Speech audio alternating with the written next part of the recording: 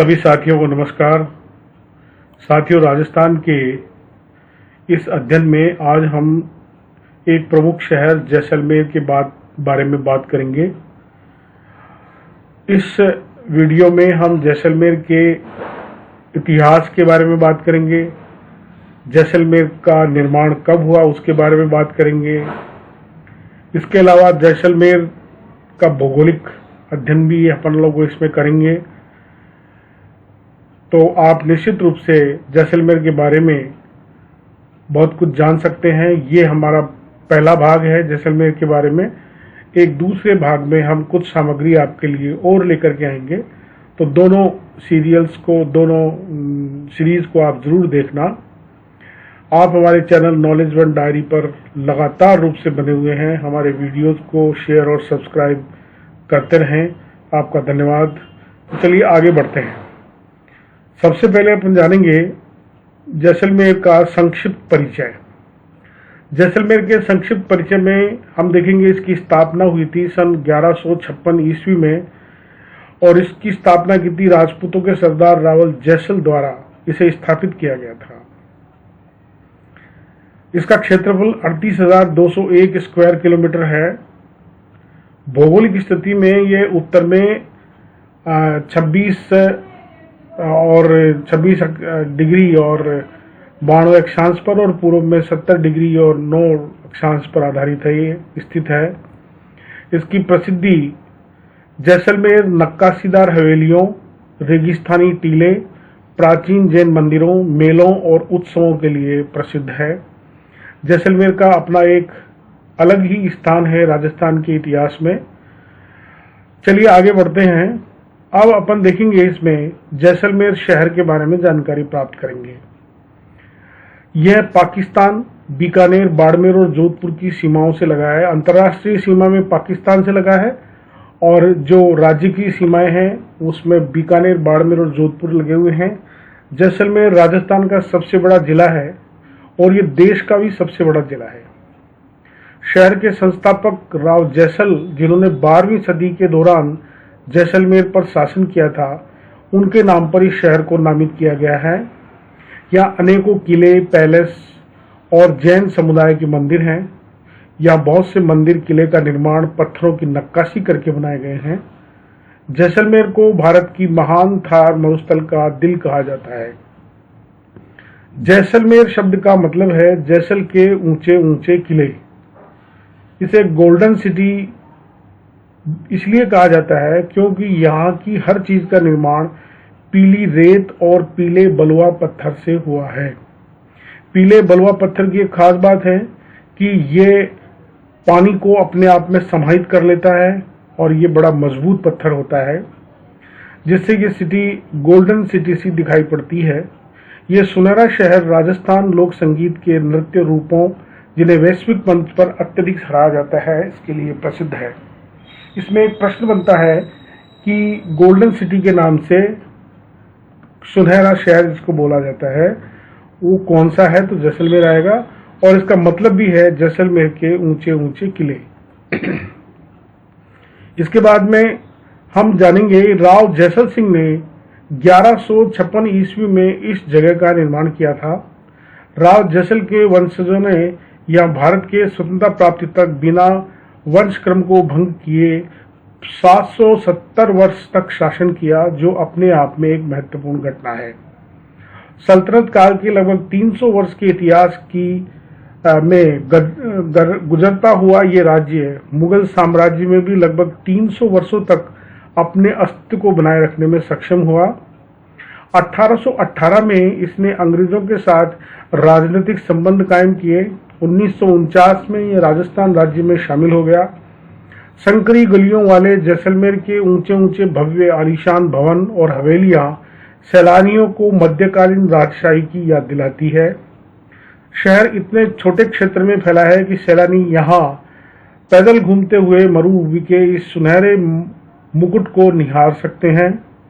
इतिहास की दृष्टि से देखें तो जैसलमेर शहर पर खिलजी, राठौड़, मुगल, तुगलक आदि ने शाही भवन, राजपूत, चलीके आदि ने कई बार आक्रमण किया था। इसके बावजूद जैसलमेर के शाही भवन राजपूत शैली के द्योतक हैं। प्राचीन काल में यहाँ पीला संगमरमर तथा अन्य कई प्रकार के पत्थर तथा मिट्टियां पाई जाती थी, जिनका अच्छा व्यापार था। जैसलमेर का इतिहास बहुत प्राचीन रहा है। यह शहर प्राचीन सिंधु घाटी सभ्यता का क्षेत्र रहा है। वर्तमान जैसलमेर का भूभाग प्राचीन काल में मारधरा अथवा वल्लभ मंडल के नाम से प्रसिद्ध था। तो मारधरा और वल्लभ मंडल एक महत्वपूर्ण बिंदु यहाँ पे बनते हैं कि इसको पुराने समय में ये कहा जाता था। ऐसा माना जाता है कि महाभारत के युद्ध के पश्चात कालांतर में यादवों का मथुरा से काफी संख्या में बहिर्गमन हुआ। जैसलमेर के भूतपूर्व शासकों के पूर्वज, जो अपने को भगवान कृष्ण के वंशज मानते हैं, संभवतः 6ठी शताब्दी में जैसलमेर के भूभाग पर आ बसे। जिले में यादवों के वंशज भाटी राजपूतों की प्रथम राजधानी तनोट, दूसरी लोद्रवा और तीसरी जैसलमेर में रही। तो इन्हें यादवों के वंशज के रूप में भाटी राजपूतों को माना जा सकता है। सन 1175 के ईस्वी के लगभग मोहम्मद गोरी के निचले सिंध व उससे लगे हुए लोद्रवा पर आक्रमण के कारण इसका पतन हो गया था। वह राजसत्ता रावल जैसल के हाथ में आ गई, जिसने शीघ्र उचित स्थान देकर 1178 ईस्वी के लगभग त्रिकूट नाम की पहाड़ी पर अपनी नई राजधानी स्थापित की। उसके नाम से जैसलमेरू, यानी जो बाद में जैसलमेर कहलाई, ये बनी थी। जैसलमेर राज्य की स्थापना भारत में सल्तनत काल के प्रारंभिक वर्षों में हुई थी। मध्य एशिया के बर्बर लुटेरे इस्लाम का परचम लिए भारत के उत्तर पश्चिमी सीमाओं से लगातार प्रवेश कर भारत में छा जाने के लिए प्रयत्नशील थे। विषम परिस्थितियों के बावजूद भी इसने अपने पूर्ण यौवन को प्राप्त करने में कसर नहीं छोड़ी। पूर्व में ही 2 बार प्रथम अलाउद्दीन खिलजी व द्वितीय मोहम्मद बिन तुगलक की शाही सेना का कोप भाजन भी जैसलमेर शहर को बनना पड़ा था। 1308 के लगभग दिल्ली सुल्तान अलाउद्दीन खिलजी की शाही सेना द्वारा यहाँ आक्रमण किया गया। वह राज्य की सीमाओं में प्रवेश कर दुर्ग के चारों ओर घेरा डाल दिया। यहाँ के राजपूतों ने पारंपरिक ढंग से युद्ध लड़ा, जिसके फलस्वरूप दुर्ग में एकत्र सामग्री के आधार पर यह घेरा लगभग 6 वर्षों तक रहा। इसी घेरे की अवधि में राव जैत सिंह का देहांत हो गया तथा उसका ज्येष्ठ पुत्र मूलराज जैसलमेर के सिंहासन पर बैठा। मूलराज के छोटे भाई रतन सिंह ने युद्ध की बागडोर अपने हाथ में लेकर अंततः खाद्य सामग्री को समाप्त होते देख युद्ध करने का निर्णय लिया। दुर्ग में स्थित समस्त स्त्रियों द्वारा रात्रि को अग्नि प्रज्वलित कर अपने स्वतंत्र की रक्षा हेतु जोहर कर लिया। प्रातः काल में समस्त पुरुष दुर्ग के द्वार खोलकर शत्रु सेना पर टूट पड़े। जैसा कि स्पष्ट था कि दीर्घकालीन घेरे के कारण रसद न व युद्ध सामग्री विहीन दुर्बल थोड़े से योद्धा शाही फौज, जिसकी संख्या काफी अधिक थी तथा खुले में दोनों ने कारण ताजा दम तथा हर प्रकार की रसद सामग्री से युक्त थी, वो अधिक समय तक नहीं टिक पाए और वीर गति को प्राप्त हो गए। तत्कालीन योद्धाओं द्वारा न तो कोई युद्ध नीति अब बनाई जाती थी, न नवीनतम युद्ध तरीकों व हथियारों को अपनाया जाता था। सबसे बड़ी कमी यह थी कि राजा के पास कोई नियमित व प्रशिक्षित सेना भी नहीं होती थी। जब शत्रु बिल्कुल सिर पर आ जाता था तो ये राजपूत राजा अपनी प्रजा को युद्ध का आह्वान कर युद्ध में झोंक देते थे। वह स्वयं वीर गति को प्राप्त कर आम लोगों को गाजर मूली की तरह काटने के लिए बर्बर व युद्ध प्रिय तुर्कों के सामने, जिन्हें अनगिनत युद्धों का अनुभव होता था, निरीह छोड़ देते थे। इस तरह के युद्ध का परिणाम तो युद्ध प्रारंभ होने के पूर्व ही घोषित हो जाता था।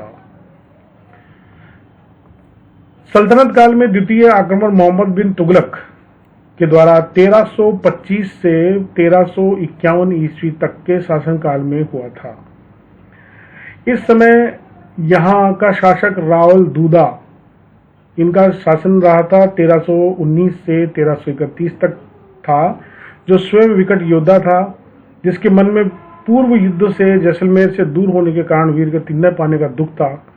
वह भी मूलराज तथा रतन सिंह की तरह अपनी कीर्ति को अमर बनाना चाहता था। फलस्वरूप उसकी सैन्य टुकड़ियों ने शाही सैनिक ठिकानों पर छुटपुट लूटमार करना प्रारंभ कर दिया। इस सभी कारणों से दंड देने के लिए एक बार पुनः शाही सेना जैसलमेर की ओर अग्रसर हुई। भाटियों द्वारा पुनः उसी युद्ध नीति का पालन करते हुए अपनी प्रजा को शत्रुओं के सामने छोड़ दिया। रसद सामग्री एकत्रित कर दुर्ग के द्वार बंद कर अंदर बैठ गए। शाही सैनिक टुकड़ी द्वारा राज्य की सीमाओं में प्रवेश कर गांवों में लूटपाट की और दुर्ग के चारों ओर डेरा डाल दिया। यह घेरा भी लंबी अवधि तक चला था। इसके बाद में स्त्रियों ने एक बार पुनः जोर किया। व रावल दूधा अपने साथियों सहित युद्ध में वीरगति को प्राप्त हो गए। जैसलमेर दुर्ग और उसकी प्रजा सहित संपूर्ण क्षेत्र वीरान हो गया, परंतु भाटियों की जीवंतता तथा अपनी भूमि से अगाध स्नेह ने जैसलमेर को वीरान तथा पराधीन नहीं रहने दिया। मात्र 12 वर्ष की अवधि के उपरांत रावल घड़सी ने पुनः अपनी राजधानी बनाकर नए सिरे से दुर्ग, तालाब आदि का निर्माण कर इसे पूरा किया, जो सल्तनत काल के अंत तक निर्बाध रूपेण वंश दर वंश उन्नति करता रहा। जैसलमेर राज्य ने 2 बार सल्तनत के निरंतर हमलों से ध्वस्त अपने वर्चस्व को बनाए रखा। मुगल काल के आरंभ से जैसलमेर एक स्वतंत्र राज्य था। जैसलमेर मुगलकालीन प्रारंभिक शासकों बाबर तथा हुमायूं के शासन तक स्वतंत्र राज्य के रूप में रहा। जब हुमायूं शेरशाह सूरी से हारकर निर्वासित अवस्था में जैसलमेर के मार्ग से राव माल देव से सहायता की याचना हेतु जोधपुर गया, तो जैसलमेर के भाटी शासकों ने उसे शरणागत समझकर अपने राज्य से शांतिपूर्ण जाने दिया। ये उन्होंने शायद गलती की होगी। अकबर के बादशाह बनने के उपरांत उनकी राजपूत नीति में व्यापक परिवर्तन आया, जिसकी परिणति मुगल राजपूत विवाह में हुई। सन 1570 में जब अकबर ने नागौर में मुकाम किया, तो वहां पर जयपुर के राजा भगवान दास के माध्यम से बीकानेर और जैसलमेर दोनों को संधि प्रस्ताव भेजे गए। जैसलमेर शासक रावल हरिराज ने संधि प्रस्ताव स्वीकार कर अपनी पुत्री नाथीबाई के साथ अकबर के विवाह की स्वीकृति प्रदान कर राजनीतिक दूरदर्शिता का परिचय दिया। रावल हरिराज का छोटा पुत्र बादशाह दिल्ली दरबार में राज्य के प्रतिनिधि के रूप में रहने लगा। अकबर द्वारा उस पर परगना जागीर के रूप में फलोदी का परगना जागीर के रूप में दिया गया और भाटी मुगल संबंध समय के साथ साथ मजबूत होते चले गए। शहजादा सलीम को हरिराज के पुत्र भीम की पुत्री ब्याही गई, जिसे मल्लिकाए जहान का खिताब दिया गया। स्वयं जागीर ने अपनी जीवनी में लिखा है कि रावल भीम एक पद और प्रभावी व्यक्ति था। जब उसकी मृत्यु हुई तो उसका 2 माह का पुत्र था, जो अधिक जीवित नहीं रहा। जब मैं राजकुमार था तब भीम की कन्या का विवाह मेरे साथ हुआ और मैंने उसे मल्लिकाए जहान का खिताब दिया। यह घराना सदैव हमारा वफादार रहा है और इससे हमारी संधि भी की गई है। मुगलों से संधि एवं दरबार में अपने प्रभाव का पूरा लाभ यहाँ के शासकों ने अपने राज्य की भलाई के लिए उठाया तथा अपनी राज्य की सीमाओं को विस्तृत एवं सुदृढ़ किया। राज्य की सीमाएं पश्चिम में सिंध नदी व उत्तर पश्चिम में मुल्तान की सीमाओं तक विस्तृत हो गई थी। मुल्तान इस भूभाग की उपजाऊ क्षेत्र होने के कारण राज्य की समृद्धि में धीरे धीरे वृद्धि होने लगी। शासकों की व्यक्तिगत रुचि एवं राज्य में शांति स्थापित होने के कारण तथा जैन आचार्यों के प्रति भाटी शासकों का सदैव आदर भाव के फलस्वरूप यहाँ कई बार जैन संघ का आयोजन भी हुआ। राज्य की स्थिति में कई जातियों को यहाँ आकर बसने को प्रोत्साहित किया गया। फलस्वरूप ओसवाल, पालीवाल तथा माहेश्वरी लोग राज्य में यहाँ आकर बसे और वाणिज्यिक समृद्धि में इन्होंने अपना योगदान भी दिया। भाटी मुगल मैत्री संबंध मुगल बादशाह अकबर द्वितीय तक यथावत बने रहे। वे भाटी इस क्षेत्र में एक स्वतंत्र शासक के रूप में सत्ता का भोग करते रहे। मुगलों से मैत्री संबंध स्थापित कर राज्य ने प्रथम बार बाहर की दुनिया में कदम रखा। राज्य के शासक, राजकुमार, अन्य सामंतगण, साहित्यकार, कवि समय समय पर दिल्ली दरबार में आते जाते रहते थे। मुगल दरबार इस समय संस्कृति, सभ्यता व वैभव के लिए संपूर्ण विश्व में विख्यात हो गया था। इस दरबार में पूरे भारत के गुणीजन एकत्रित होकर बादशाह के समक्ष अपनी योग्यता का प्रदर्शन करते थे और इसमें ही जैसलमेर की सभ्यता, संस्कृति, प्रशासनिक सुधार, सामाजिक व्यवस्था आदि पर बहुत उसका प्रभाव पड़ा था। भाटी मुगल मैत्री संबंध मुगल बादशाह अकबर द्वितीय तक यथावत बने रहे। वे भाटी इस क्षेत्र में एक स्वतंत्र शासक के रूप में सत्ता का भोग करते रहे। मुगलों से मैत्री संबंध स्थापित कर राज्य ने प्रथम बार बाहर की दुनिया में कदम रखा और यहाँ के जो थे वो दिल्ली दरबार में आते जाते रहते थे। इसके बाद में देखिए मुगल सत्ता के क्षीण होते होते कई स्थानीय शासक शक्तिशाली होते चले गए, जिनमें कई मुगलों के गवर्नर थे जिन्होंने केंद्र के कमजोर होने की स्थिति में स्वतंत्र शासक के रूप में कार्य करना प्रारंभ कर दिया गया था। जैसलमेर से लगे हुए सिंध में मुल्तान प्रांत में मुगल सत्ता के कमजोर होने के कारण कई राज्यों का जन्म हुआ। सिंध में मीरपुर तथा बहावलपुर प्रमुख थे। इन राज्यों ने जैसलमेर राज्य के सिंध से लगे हुए विशाल भूभाग को अपने राज्य में शामिल कर लिया।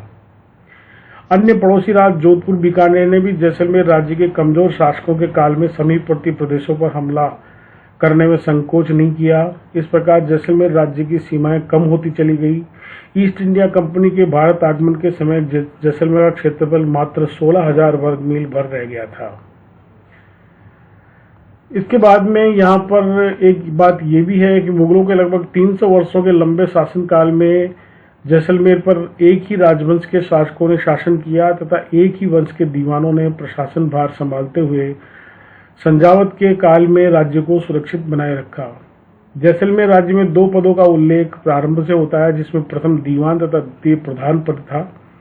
जैसलमेर के दीवान पद पर पिछले 1000 वर्षों से एक ही वंश मेहता, जिसको जो माहेश्वरी वर्ग बनिए हैं के व्यक्तित्व को नियुक्त किया जाता रहा था। प्रधान के पद पर प्रभावशाली गुट के नेता को राज्य के द्वारा नियुक्त किया जाता था। प्रधान का पद राज्य के राजनीतिक व सामरिक सलाहकार के रूप में होता था। युद्ध स्थिति होने पर प्रधान सेनापति का कार्य संचालन भी करते थे। प्रधान के पदों पर पाहु और सोडा वंश के लोगों का वर्चस्व सदैव बना रहा है। तो यहाँ माहेश्वरी और सोडा वंश के राजपूतों का वर्चस्व रहा है। मुगल काल में जैसलमेर के शासकों का संबंध मुगल बादशाहों से काफी अच्छा रहा तथा यहाँ के शासकों द्वारा भी मनसबदारी प्रथा का अनुसरण कर यहाँ के सामंतों का वर्गीकरण करना प्रारंभ कर दिया। प्रथम वर्ग में जीवनी व डावी मिसल की स्थापना की गई तथा दूसरे में 4 सिरे उमराव अथवा जयशान थंब नामक पदवी से शोभित सामंत रखे गए। मुगल दरबार की भांति यहाँ के दरबार में सामंतों के पद और महत्व के अनुसार बैठने व खड़े रहने की परंपरा का प्रारंभ किया गया। राज्य की भूमि वर्गीकरण भी जागीर, माफी और खालसा में किया गया। माफी की भूमि को छोड़कर अन्य श्रेणियां राजा की इच्छानुसार निर्धारित की जाती थी। सामंतों को निर्धारित सैनिक रखने की अनुमति प्रदान की गई। संकट के समय ये सामंत अपने सैन्य बल सहित राजा की सहायता करते थे और ये सामंत अपने क्षेत्र की सुरक्षा करने तथा निर्धारित राज्य को देने हेतु वचनबद्ध भी हुआ करते थे। ब्रिटिश शासन से पूर्व तक, अब अपन आधुनिक काल में आ चुके हैं, शासक ही राज्य का सर्वोपरि न्यायाधीश होता था। अधिकांश विवादों का जाति समूहों की पंचायतों में निपटा देते थे। बहुत कम विवाद पंचायत के ऊपर यानी राज्य के अधिकारी, हाकिम, किलेदार और दीवान तक पहुंचते थे। मृत्यु दंड देने का अधिकार मात्र राजा को था। राज्य में कोई लिखित कानून का उल्लेख नहीं है। परंपराएं तथा स्वविवेक ही कानून एवं निर्णयों का प्रमुख आधार हुआ करती थी। भू राज के रूप में किसान की अपनी उपज का 5वां भाग से लेकर 7वां भाग तक लिए जाने की प्रथा राज्य में थी। लगान के रूप में जो अनाज प्राप्त होता था उसे उसी समय वणिकों को बेचकर नगद प्राप्त धनराशि राजकोष में जमा कर दी जाती थी। राज्य का लगभग पूरा भूभाग रेतीला या पथरीला है और यहाँ वर्षा भी बहुत कम होती है। अतः राज्य को भू राज से बहुत कम आय होती थी। तो यहाँ शासकों और जनसाधारण का जीवन बहुत ही सादगीपूर्ण रहा है। जैसलमेर के सांस्कृतिक इतिहास में यहाँ के स्थापत्य कला का अलग ही महत्व है। किसी भी स्थान विशेष पर पाए जाने वाले स्थापत्य से वहां रहने वालों के चिंतन, विचार, विश्वास, बौद्धिक कल्पनाशीलता का आभास हमें होता रहता है। सेम रेत टीबा पर रेगिस्तान त्योहार के अवसर पर सबसे कामुक नृत्य कालबेलिया यहाँ रहने वाले जनजातियों द्वारा किया जाता है। फरवरी माह में मरु महोत्सव जो मनाया जाता है उसमें आयोजित होने वाला एक 3 दिवसीय वार्षिक त्योहार है, जिसमें ऊंट दौड़, पगड़ी बांधना और सबसे अच्छी मूंछों की प्रतियोगिताएं दूर दराज के क्षेत्रों से पर्यटकों को आकर्षित करती है। इसके अलावा शिविर लगाना, अलाव जलाना और महान थार रेगिस्तान में ऊंट सफारी जैसलमेर में आए हुए यात्रियों के लिए एक अविस्मरणीय अनुभव होता है। जैसलमेर की संस्कृति, यहाँ का लोकल व्यंजक भी प्रसिद्ध है। यहाँ एक मांसाहारी चीज लजीज मुर्ग ए सब्ज यानी कटी हुई सब्जियों के साथ हड्डी रहित चिकन का रसीला फ्राई व्यंजन यहाँ जो विदेशी पर्यटक आते हैं उनमें सबसे लोकप्रिय है। स्वादिष्ट केर सांगरी रेगिस्तानी जो जो सेम और कैपर्स जिनको अपन बोल सकते हैं वो अद्वितीय होता है। बनोन आलू यानी मिंट पेस्ट के साथ और रस में उबला हुआ भरवा आलू और कड़ी पकोड़ा दही सास में पकी आटा की पकौड़ी जो जैसलमेर के रेस्तरां में हमेशा उपलब्ध रहती है। तो ये था साथियों हमारा video. Thanks for your time. हम अगली बार जैसलमेर के प्रमुख स्थानों के बारे में भी अध्ययन करेंगे। तब तक आप हमारे वीडियो पर बने रहें। Keep watching the channel knowledge Bhandari. Thank you.